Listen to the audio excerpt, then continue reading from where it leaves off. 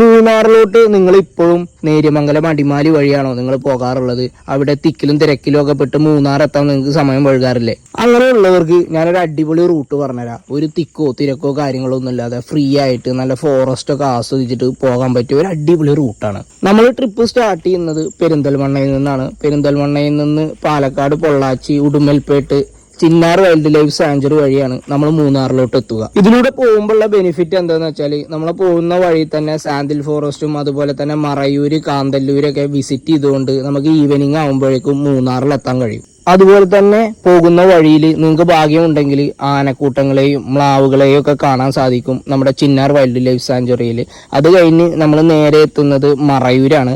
Marayur sandal ഫോറസ്റ്റിലും നമുക്ക് മ്ലാവുകളെയും കാട്ടുപോത്തുകളെയും മറ്റു മൃഗങ്ങളെയും കാണാൻ പറ്റും. അപ്പോൾ പോകേണ്ട റൂട്ടും കാര്യങ്ങളൊക്കെ താഴെ ഉണ്ട്. നിങ്ങളെ മൂന്നാർ പോകാൻ നിൽക്കുന്ന ചങ്കിന് വീഡിയോ ഷെയർ ചെയ്ത് കൊടുത്തു. അതുപോലെ തന്നെ വീഡിയോ സേവ് ചെയ്ത് വെച്ചോ. അടുത്ത യാത്രയിൽ നിങ്ങൾക്കും ഇത് പ്ലാൻ ചെയ്യാം. അപ്പോൾ ഓക്കെ, ബൈ.